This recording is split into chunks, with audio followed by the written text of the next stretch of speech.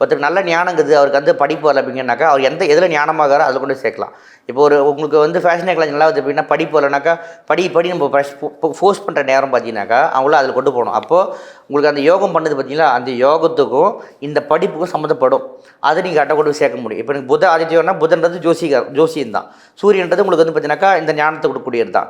அப்போ எனக்கு அந்த படிப்புல பிரச்சனை இருந்தா கூட பார்த்தீங்கன்னாக்கா, அந்த படிப்ப வந்து நானு ஆன்மீக ரீதியாவோ, இல்ல ஏதோ தொழில் ரீதியா கொண்டு போகும்போது எனக்கு அது சக்சஸ் பண்ணி குடுத்துருச்சு.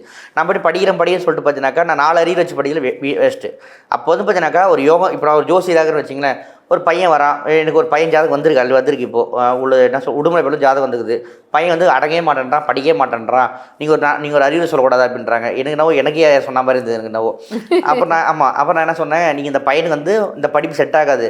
குருகுலத்தில விட்டுருங்க அவன. அவனுக்கு படிப்பு வந்து குருகுலம் சார்ந்த விஷயம் பண்ணீங்கனாக்கா, அவன் நல்லா இருப்பான் அப்படின்னு சொல்றோம். அப்ப அந்த குருகுலம் சார்ந்த படிப்புன்றது அவங்க ஜாதகத்தில இருக்கு. அப்ப அவன அத கொண்டு போய் சேர்த்துட்டாக்கா நடக்கும்.